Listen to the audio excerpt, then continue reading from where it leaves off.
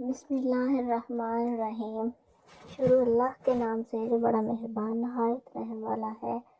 السلام علیکم ورحمۃ اللہ وبرکاتہ۔ اسلامک سینٹر چینل میں خوش آمدید ویورز۔ جس طرح آپ کو اس چینل میں انبیاء اکرام کے حالات و واقعات کے بارے میں ویڈیوز ملتی ہیں، ان کے بارے میں معلومات ملتی ہیں کہ ان کی زندگی میں کیسے کیسے حالات آئے، کس طرح کے واقعات آئے اور ان کے ساتھ کیا کیا معجزات ہوئے، اللہ تعالیٰ نے ان کو کن کن معجزات سے نوازا، انہوں نے کس طریقے سے لوگوں کو اسلام کی دعوت دی اور لوگوں نے آگے سے کیا رسپانس دیا۔ تو جس طریقے سے آپ سارے انبیاء کرام کے بارے میں معلومات لیتے ہیں، تو آج بھی ویڈیو حضرت ہود علیہ السلام کے حالات زندگی کے بارے میں، ان کے واقعات، ان کے نسب، نام اور ان کی وراثت کے متعلق ہے۔ اس ویڈیو میں آپ کو ان کے خاندان کے بارے میں جاننے کو ملے گا، تو ویڈیو کو اینڈ تک ضرور دیکھیے گا بغیر اسکپ کیے ہوئے، تاکہ آپ کو حضرت ہود علیہ السلام کے بارے میں ساری معلومات مل سکیں۔ تو آج میں ان کے خاندان کے بارے میں سارا واقعات لے کر آئی ہوں۔ تو شروع کرتے ہیں ویڈیو کو، دیکھتے ہیں حضرت ہود علیہ السلام کے نام و نسب اور ان کی بعثت، ان کے خاندان میں کون کون تھے، کس طریقے سے ان کے خاندان میں سارے واقعات پیش آئے۔ حضرت ہود علیہ السلام کا سلسلہ نسب یوں ہے: ہود بن شالخ بن ارفشد بن سام بن نوح علیہ السلام، اور یوں بھی بیان کیا گیا ہے کہ ہود بن عابر بن شالخ بن ارفشد بن سام بن نوح علیہ السلام، اور یوں بھی ان کا سلسلہ نسب بیان کیا گیا ہے کہ ہود بن عبداللہ بن ربال جارود بن عاد بن اوس بن ارم بن سام بن نوح علیہ السلام۔ حضرت ہود علیہ السلام عاد بن اوس بن سام بن نوح کے قبیلہ سے تعلق رکھتے ہیں۔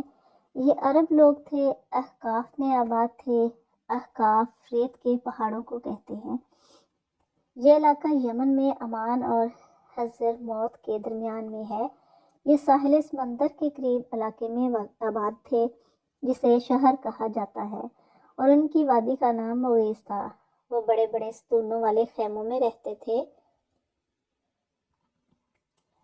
جیسے ارشاد باری تعالیٰ ہے سورۃ الفجر میں، اللہ تعالیٰ نے فرمایا، آیت نمبر 6 سے لے کر 8 تک، کیا تم نے دیکھا نہیں کہ تمہارے پروردگار نے عاد کے ساتھ کیا سلوک کیا، اس اونچے ستونوں والی قوم ارم کے ساتھ، اس کے برابر دنیا کے ملکوں میں کوئی اور قوم پیدا نہیں کی گئی۔ عاد ارم کو عاد اولیٰ بھی کہا جاتا ہے، عاد ثانیہ بعد میں آئے ہیں۔ سورۃ الفجر کی آیت نمبر 7 اور 8 میں فرمایا گیا ہے،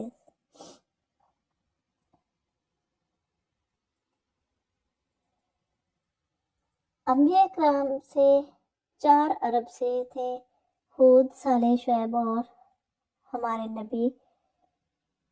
سب سے پہلے عربی زبان میں کلام کرنے والے حضرت ہود ہیں۔ حضرت اسماعیل علیہ السلام سے پہلے پیدا ہونے والے عربوں کو عرب آریہ کہا جاتا ہے۔ ان کے کئی قبیلے ہیں، جن کے نام عاد، سمود، جرہم، تسم، جدیس، امیم، مدین، املاک، قحطان، جاسم، بنو یقطن وغیرہ ہیں، اور عرب مستعربہ اسماعیل بن ابراہیم خلیل اللہ علیہ السلام کی اولاد میں سے ہیں۔ حضرت اسماعیل بن ابراہیم علیہ السلام فصیح و بلیغ عربی زبان بولنے والے پہلے شخص ہیں۔ انہوں نے جرہم قبیلہ سے یہ زبان سیکھی تھی، جو ان کی والدہ محترمہ ہاجرہ کے پاس حرم میں اقامت پذیر ہوئے تھے۔ اللہ تعالیٰ نے حضرت اسماعیل علیہ السلام کو سب سے زیادہ فصاحت و بلاغت اور اچھے بیان سے نوازا تھا، اور اس طرح حضور صلی اللہ علیہ وسلم بھی ان کا تلفظ فرماتے تھے۔ طوفان نوح کے بعد عاد اولیٰ ہی سب سے پہلے بتوں کی عبادت کرنے والے ہیں، اور ان کے 3 بت تھے: صدہ، سمود اور ہرا۔ تو اللہ تعالیٰ نے ان کے بھائی ہود کو نبی بنا کر ان کی طرف مبعوث کیا، بس انہوں نے ان کو اللہ وحدہ لا شریک لہ کی طرف بلایا، جیسے کہ سورۃ الاعراف میں حضرت نوح علیہ السلام کے قصہ کے بعد ان کے حالات و واقعات بیان کیے۔ سورۃ الاعراف میں ارشاد باری تعالیٰ ہے، اور قوم عاد کی طرف ہم نے ان کے بھائی ہود کو بھیجا۔ انہوں نے کہا، اے میری قوم، اللہ کی عبادت کرو، اس کے سوا تمہارا کوئی معبود نہیں۔ کیا پھر بھی تم اللہ سے نہیں ڈرو گے؟ ان کی قوم کے سردار جنہوں نے کفر اپنا رکھا تھا کہنے لگے، ہم تو یقینی طور پر دیکھ رہے ہیں کہ تم بے وقوفی میں مبتلا ہو، اور بے شک ہمارا گمان یہ ہے کہ تم ایک جھوٹے آدمی ہو۔ ہود نے کہا، اے میری قوم، مجھے کوئی بے وقوفی لاحق نہیں ہوئی،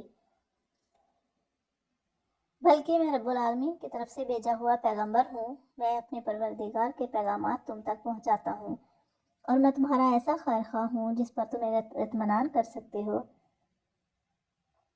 بھلا کیا تمہیں اس بات پر تعجب ہے کہ تمہارے رب کی نصیحت ایک ایسے آدمی کے ذریعے تم تک پہنچی ہے جو خود تم ہی میں سے ہے، تاکہ وہ تمہیں خبردار کرے؟ اور وہ وقت یاد کرو جب اس نے نوح علیہ السلام کی قوم کے بعد تمہیں جانشین بنایا، اور جسم کی ڈھیل ڈھول میں تھی دوسروں سے بڑھا چڑھا کر رکھا، لہٰذا اللہ کی نعمتوں پر دھیان دو تاکہ تمہیں فلاح نصیب ہو۔ انہوں نے کہا، کیا تم ہمارے پاس اس لیے آئے ہو کہ ہم تنہا اللہ کی عبادت کریں، اور جن بتوں کی عبادت ہمارے باپ دادا کرتے آئے ہیں انہیں چھوڑ بیٹھے؟ اچھا، اگر تم سچے ہو تو لے آؤ ہمارے سامنے وہ عذاب جس کی ہمیں دھمکی دے رہے ہو۔ ہود نے کہا، اب تمہارے رب کی طرف سے تم پر عذاب اور قہر کا آنا طے ہو چکا ہے۔ کیا تم مجھ سے مختلف بتوں کے ان ناموں کے بارے میں جھگڑتے ہو جو تم نے اور تمہارے باپ دادوں نے رکھ لیے ہیں، جن کی تائید میں اللہ نے کوئی دلیل نازل نہیں کی؟ بس تم اب انتظار کرو، میں بھی تمہارے ساتھ انتظار کرتا ہوں۔ چنانچہ ہم نے ان کو، ہود علیہ السلام کو اور ان کے ساتھیوں کو اپنی رحمت کے ذریعے نجات دی، اور ان لوگوں کی جڑ کاٹ ڈالی جنہوں نے ہماری نشانیوں کو جھٹلایا تھا اور مومن نہیں ہوئے تھے۔ اور سورۃ ہود میں قصہ نوح کے بعد اللہ تعالیٰ نے سورۃ ہود میں فرمایا، اور قوم عاد کے پاس ہم نے ان کے بھائی ہود کو پیغمبر بنا کر بھیجا۔ انہوں نے کہا، اے میری قوم، اللہ کی عبادت کرو، اس کے سوا تمہارا کوئی معبود نہیں ہے۔ تمہاری حقیقت اس کے سوا کچھ نہیں کہ تم نے جھوٹی باتیں تراش رکھی ہیں۔ اے میری قوم، میں تم سے اس تبلیغ پر کوئی اجرت نہیں مانگتا، میرا اجر کسی اور نے نہیں، اس ذات نے اپنے ذمہ لیا ہے جس نے مجھے پیدا کیا ہے۔ کیا پھر بھی تم عقل سے کام نہیں لیتے؟ اے میری قوم، اپنے پروردگار سے گناہوں کی معافی مانگو، پھر اس کی طرف رجوع کرو، وہ تم پر آسمان سے موسلادھار بارشیں برسائے گا اور تمہارے موجودہ قوت میں مزید قوت کا اضافہ کرے گا، اور مجرم بن کر منہ نہ موڑو۔ انہوں نے کہا، اے ہود، تم ہمارے پاس کوئی روشن دلیل لے کر نہیں آئے، اور ہم اپنے خداؤں کو صرف تمہارے کہنے سے چھوڑنے والے نہیں ہیں، اور نہ ہم تمہاری بات پر ایمان لا سکتے ہیں۔ ہم تو اس کے سوا کچھ اور نہیں کہہ سکتے کہ ہمارے خداؤں میں سے کسی نے تمہیں بری طرح جھپٹے میں لے لیا ہے۔ خود نے کہا، میں اللہ کو گواہ بناتا ہوں اور تم بھی گواہ رہو کہ تم اللہ کے سوا جس چیز کو اس کی خدائی میں شریک مانتے ہو، میں اس سے بری ہوں۔ اب تم سب کے سب مل کر میرے خلاف چالیں چل لو اور مجھے ذرا مہلت نہ دو۔ میں نے تو اللہ پر بھروسہ کر رکھا ہے جو میرا بھی پروردگار ہے اور تمہارا بھی پروردگار۔ زمین پر چلنے والا کوئی جاندار ایسا نہیں جس کی چوٹی اس کے قبضے میں نہ ہو۔ یقیناً میرا پروردگار سیدھے راستے پر ہے۔ پھر بھی اگر تم منہ موڑتے ہو تو جو پیغام دے کر مجھے تمہارے پاس بھیجا گیا تھا میں نے وہ تمہیں پہنچا دیا ہے، اور تمہارے کفر کی وجہ سے میرا پروردگار تمہاری جگہ کسی اور قوم کو یہاں بسا دے گا، اور تم اس کا کچھ نہ بگاڑ سکو گے۔ بے شک میرا پروردگار ہر چیز کی نگرانی کرتا ہے۔ اور آخرکار جب ہمارا حکم آ گیا تو ہم نے اپنی رحمت کے ذریعے ہود کو اور جو لوگ ان کے ساتھ ایمان لائے تھے ان کو بچا لیا، اور انہیں ایک سخت عذاب سے نجات دے دی۔ یہ تھے عاد کے لوگ جنہوں نے اپنے پروردگار کی نشانیوں کا انکار کیا اور اس کے پیغمبروں کی نافرمانی کی، اور ہر ایسے شخص کا حکم مانا جو پرلے درجے کا جابر اور حق کا پکا دشمن تھا، اور اس کا نتیجہ یہ ہوا کہ اس دنیا میں بھی پھٹکار اس کے پیچھے لگا دی گئی اور قیامت کے دن بھی۔ یاد رکھو کہ قوم عاد نے اپنے رب کے ساتھ کفر کا معاملہ کیا تھا۔ یاد رکھو کہ بربادی عاد ہی کی ہوئی جو ہود کی قوم تھی۔ اسی طرح اللہ تعالیٰ نے سورۃ المومنون میں حضرت نوح علیہ السلام کی قوم کے قصہ کے بعد فرمایا، پھر ان کے بعد ہم نے دوسری نسلیں پیدا کی اور ان کے درمیان انہی میں سے ایک شخص کو رسول بنا کر بھیجا جس نے کہا کہ اللہ کی عبادت کرو، اس کے سوا تمہارا کوئی معبود نہیں ہے۔ بھلا کیا تم ڈرتے نہیں ہو؟ ان کی قوم کے وہ سردار جنہوں نے کفر اپنا رکھا تھا اور جنہوں نے آخرت کا سامنا کرنے کو جھٹلایا تھا،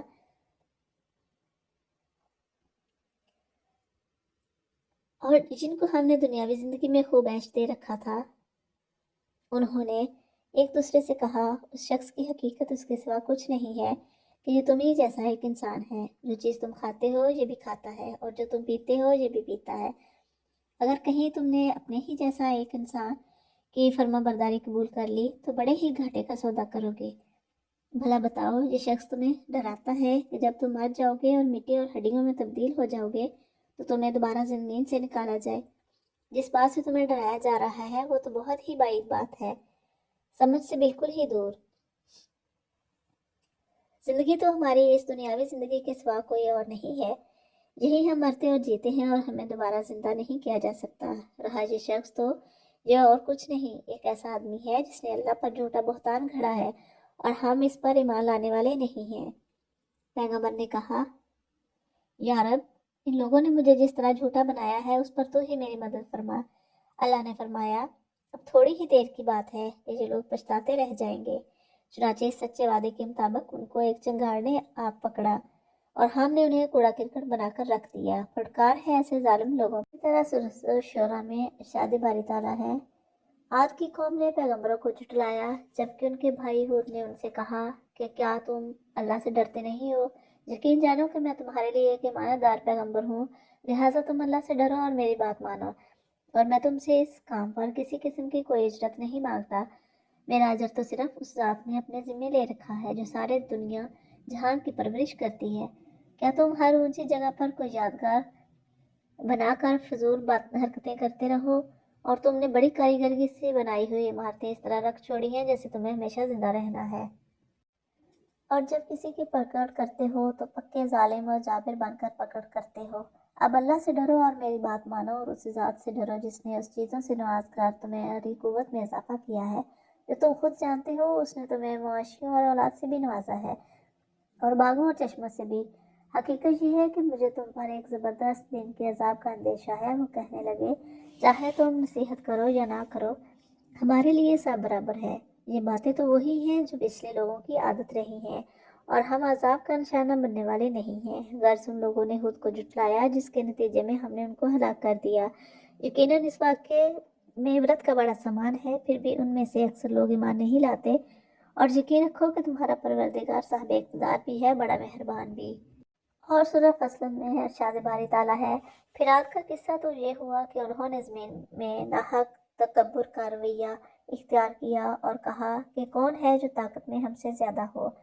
بھلا کیا ان کو یہ نہیں سوچا کہ جس اللہ نے ان کو پیدا کیا ہے وہ طاقت میں بھی ان سے کہیں زیادہ ہے، اور وہ ہماری آیتوں کا انکار کرتے رہے۔ چنانچہ ہم نے کچھ منحوس دنوں میں ان پر آندھی کی شکل میں ہوا بھیجی تاکہ انہیں دنیاوی زندگی میں رسوائی کے عذاب کا مزہ چکھائیں، اور آخرت کا عذاب اس سے بھی زیادہ رسوا کرنے والا ہے، اور ان کو کوئی مدد میسر نہیں آئے گی۔ سورۃ الاحقاف میں اللہ تعالیٰ نے ارشاد فرمایا ہے، اور قوم عاد کے بھائی حضرت ہود علیہ السلام کا تذکرہ کرو جب انہوں نے اپنی قوم کو خمدار ٹیلوں کی سرزمین میں خبردار کیا تھا، اور ایسے خبردار کرنے والے ان سے پہلے بھی گزر چکے ہیں اور ان کے بعد بھی، کہ اللہ کے سوا کسی کی عبادت نہ کرو، مجھے تم پر ایک زبردست دن کے عذاب کا اندیشہ ہے۔ انہوں نے کہا، کیا تم ہمارے پاس اس لیے آئے ہو کہ ہمارے خداؤں میں سے ہمیں برگزشتہ کرو؟ اچھا، اگر تم سچے ہو تو لے آؤ ہم پر وہ عذاب جس کی دھمکی دے رہے ہو۔ انہوں نے کہا، ٹھیک ٹھیک، علم تو اللہ کے پاس ہے کہ وہ عذاب کب آئے گا۔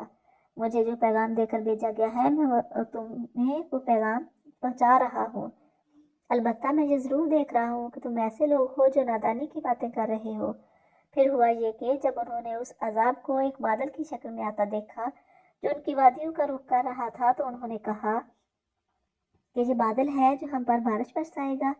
نہیں، بلکہ یہ وہ چیز ہے جس کی تم نے جلدی مچائی تھی، ایک آندھی جس میں دردناک عذاب ہے، جو اپنے پروردگار کے حکم سے ہر چیز کو تہس نہس کر ڈالے گئی۔ غرض ان کی یہ حالت ہو گئی کہ ان کے گھروں کے سوا کچھ نظر نہیں آتا تھا۔ ایسے مجرم لوگوں کو ہم ایسے ہی سزا دیتے ہیں۔ اور सूरत الज़ारियात में इरशाद बारी ताला है, नेज़ कौम आद में भी हमने ऐसी ही निशानी छोड़ी थी जब हमने उन पर एक ऐसी आंधी भेजी जो हर बेहतरी से बाज थी। वो जिस चीज़ पर भी गुजरती उसे ऐसा कर छोड़ती जैसे वो गुल कर चूरा चूरा हो गई हो। और सूरत नजम में इरशाद बारी ताला है, और ये कि वही है जिसने पिछले ज़माने की कौम आद को हिलाक किया और समूद को भी, और किसी को बाकी ना छोड़ा, और उससे पहले नूह की कौम को भी हिलाक किया। बेशक वो सबसे ज़्यादा जालिम और सरकश थे, और जो बस्तियां उदिगिरी थी उनको भी उसने उठा फेंका था।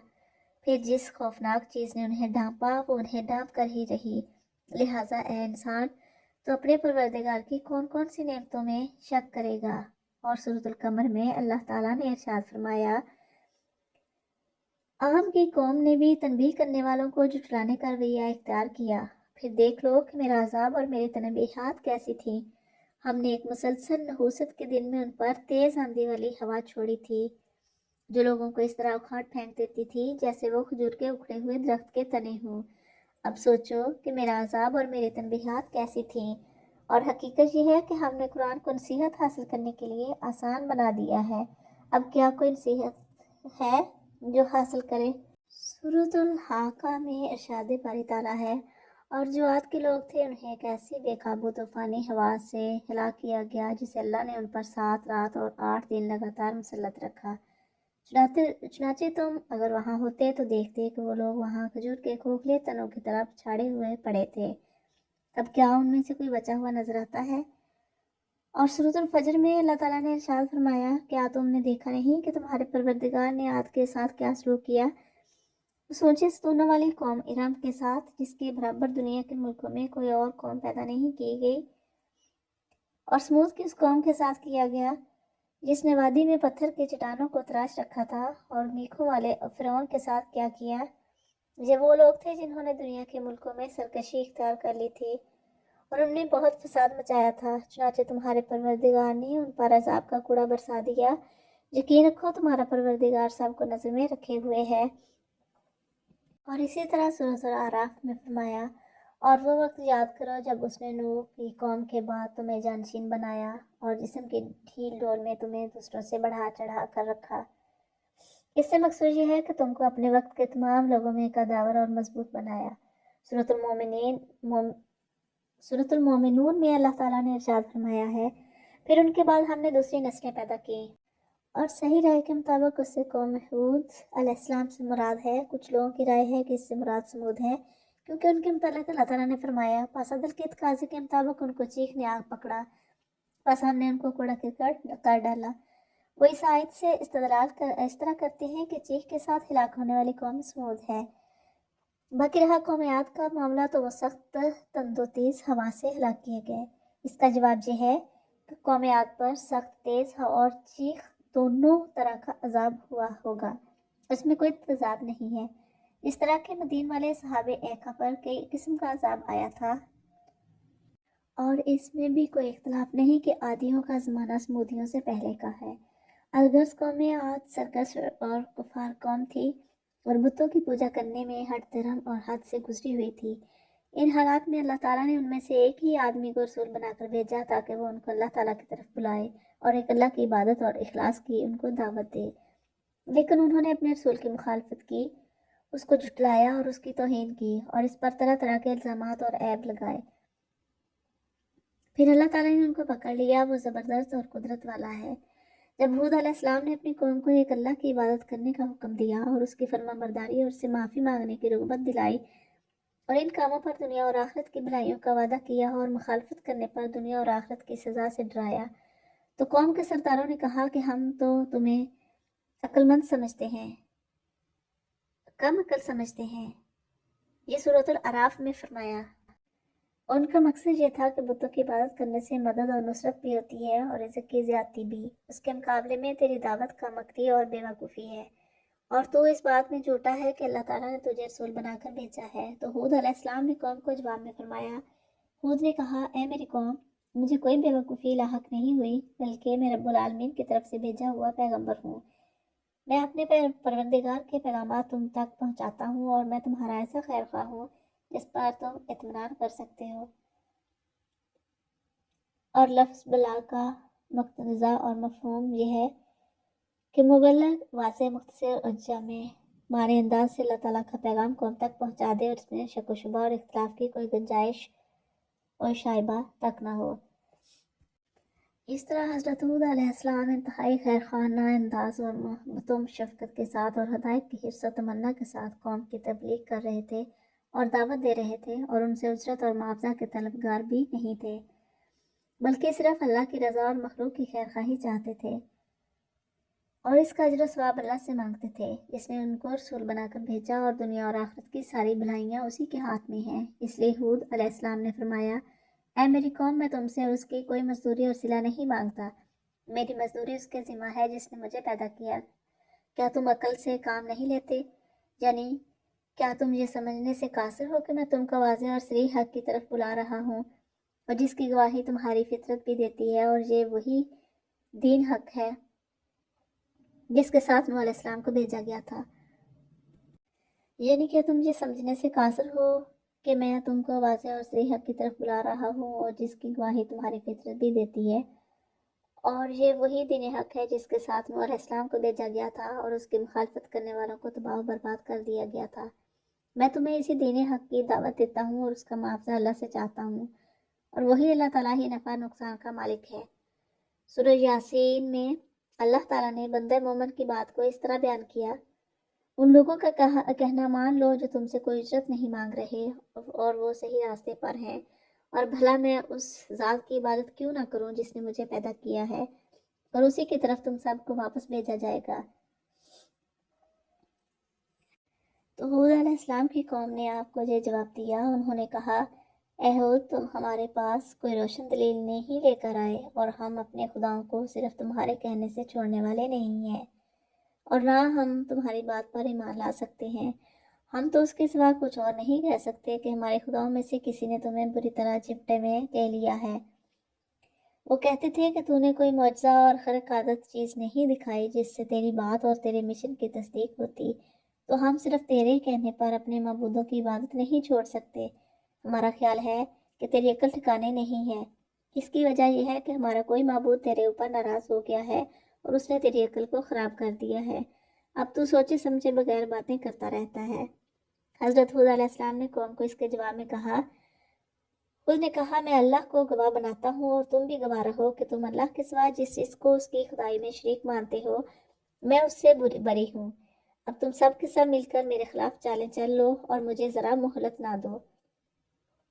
ہود علیہ السلام کی طرف سے ان کے باطل خداؤں کے لیے بڑا چیلنج تھا، اور ان سے بیزاری کا اظہار ان کی برائی اور شناخت کا اعلان تھا کہ وہ کسی کو کچھ فائدے نہیں دے سکتے اور نہ کسی نقصان دہ چیز کو دور کر سکتے ہیں۔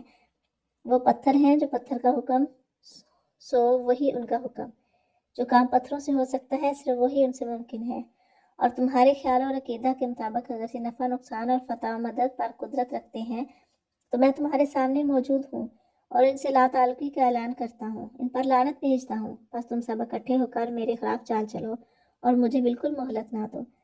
جہاں تک تمہارا بس چل سکتا ہے اور قدرت حاصل ہے، ایڑی چوٹی کا زور لگا لو اور مجھے ذرا برابر مہلت نہ دو۔ مجھے تمہاری کوئی پرواہ نہیں ہے اور مجھے تمہاری طاقت کی کوئی فکر نہیں ہے، اور نہ ہی میں تمہاری طرف دیکھتا ہوں۔ میں نے تو اللہ پر بھروسہ رکھا ہے جو میرا بھی پروردگار ہے اور تمہارا بھی پروردگار۔ زمین پر چلنے والا کوئی جاندار ایسا نہیں جس کی چوٹی اس کے قبضے میں نہ ہو۔ یقیناً میرا پروردگار سیدھے راستے پر ہے، یعنی مجھے اللہ پر یقین ہے اور اس کی تائید حاصل ہے، اس کی ذات پر میرا اعتماد ہے، میں اس پر بھروسہ کرنے والا اور اس کی طرف آس لگانے والا ہوں۔ اس کے سوا مجھے مخلوق کے نفع نقصان کی کوئی پرواہ نہیں ہے، اسی پر توکل کرتا ہوں اور اسی کی عبادت کرتا ہوں۔ اور یہ اکیلی بات ہی ایک قطعی اور مضبوط دلیل ہے کہ ہود علیہ السلام اس کے بندے اور رسول ہیں، اور ان کی قوم گمراہ اور جاہل تھی، وہ بتوں کی عبادت میں لگی ہوئی تھی، پھر بھی وہ ہود علیہ السلام کا کچھ بھی بگاڑ نہ سکے اور نہ کوئی نقصان کر پائے۔ اس سے ہود علیہ السلام کی سچائی اور ان کی قوم کے خیالات و نظریات کا غلط ہونا ثابت ہوتا ہے۔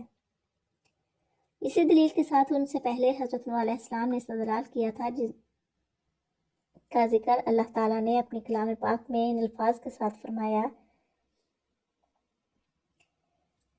اور اے پیغمبر، ان کے سامنے نوح کا واقعہ پڑھ کر سناؤ، اور جب انہوں نے اپنی قوم سے کہا تھا کہ میری قوم کے لوگوں، اگر تمہارے درمیان میرا رہنا اور اللہ کی آیات کے ذریعے خبردار کرنا تمہیں بھاری معلوم ہو رہا ہے تو میں نے تو اللہ ہی پر بھروسہ رکھا ہے۔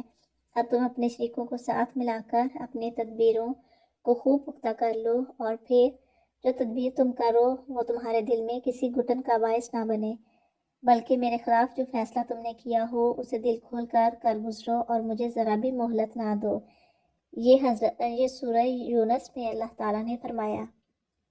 اسی طرح حضرت ابراہیم خلیل اللہ علیہ السلام نے کہا تھا، سورۃ الانعام میں ہے، اور جن چیزوں کو تم نے اللہ کے ساتھ شریک مانتے ہو میں ان سے نہیں ڈرتا کہ وہ مجھے کوئی نقصان پہنچا دیں گی، الا یہ کہ میرا پروردگار مجھے کچھ نقصان پہنچانا چاہے تو وہ ہر حال میں پہنچے گا۔ میرے پروردگار کا علم ہر چیز کا احاطہ کیے ہوئے ہے۔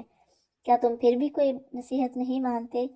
اور جن چیزوں کو تم نے اللہ کا شریک بنا رکھا ہے میں ان سے کیسے ڈر سکتا ہوں، جبکہ تم ان چیزوں کو اللہ کا شریک ماننے سے نہیں ڈرتے جن کے بارے میں اس نے تم پر کوئی دلیل نازل نہیں کی ہے۔ اب اگر تمہارے پاس کوئی علم ہے تو بتاؤ کہ ہم دو فریقوں میں سے کون بے خوف رہنے کا زیادہ مستحق ہے۔ حقیقت تو یہ ہے کہ جو لوگ ایمان لے کر آئے ہیں اور انہوں نے اپنے ایمان کے ساتھ کسی ظلم کا شائبہ بھی آنے نہیں دیا، امن اور چین تو بس انہی کا حق ہے، اور وہی ہے جو صحیح راستے پر پہنچ چکے ہیں۔ یہ ہماری وہ کامیاب دلیل تھی جو ہم نے ابراہیم کو ان کی قوم کے مقابلے میں عطا کی تھی، اور ہم جس کے چاہتے ہیں اور درجے بلند کر دیتے ہیں۔ بے شک تمہارے رب کی حکمت بھی بڑی ہے، علم بھی کامل ہے۔ سورۃ المومنون میں ارشاد فرمایا گیا ہے، ان کی قوم کے وہ سردار جنہوں نے کفر اپنا رکھا تھا اور جنہوں نے آخرت کا سامنا کرنے کو جھٹلایا تھا اور جن کو ہم نے دنیاوی زندگی میں خوب عیش دے رکھا تھا، انہوں نے ایک دوسرے سے کہا، اس حقیقت کے سوا کچھ نہیں ہے کہ یہ تم ہی جیسا ایک انسان ہے، جو چیز تم کھاتے ہو وہ بھی کھاتا ہے اور جو تم پیتے ہو یہ بھی پیتا ہے، اور اگر تم نے اپنے ہی جیسے ایک انسان کی فرمانبرداری قبول کر لی تو تم بڑے ہی گھاٹے کا سودا کرو گے۔ بھلا بتاؤ، جس شخص تمہیں ڈراتا ہے جب تم مر جاؤ گے اور مٹی اور ہڈیوں میں تبدیل ہو جاؤ گے تو تمہیں دوبارہ زمین سے نکالا جائے گا، جس بات سے تمہیں ڈرایا جا رہا ہے وہ تو بہت ہی بعید بات ہے، سمجھ سے بالکل ہی دور۔ انہوں نے انسانوں میں سے رسول کی بعثت کو بہت بعید سمجھا، اور یہ وہ شبہ ہے جو پرانے دور سے آج تک کافر اور جاہل لوگ پیش کرتے آئے ہیں۔ جیسا کہ اللہ تعالیٰ نے اپنے کلام پاک میں سورہ یونس میں فرمایا، کیا لوگوں کے لیے یہ تعجب کی بات ہے کہ ہم نے خود انہی میں سے ایک شخص پر وحی نازل کی ہے کہ لوگوں کو ان کے اللہ کے خلاف ورزی سے ڈراؤ۔ اس طرح مزید دوسری جگہ پر سورۃ الاسراء میں ارشاد فرمایا، اور جب ان لوگوں کے پاس ہدایت کا پیغام آیا تو ان کو ایمان لانے سے اسی بات نے تو روکا کہ وہ کہتے تھے کہ اللہ نے ایک بشر کو رسول بنا کر بھیجا ہے۔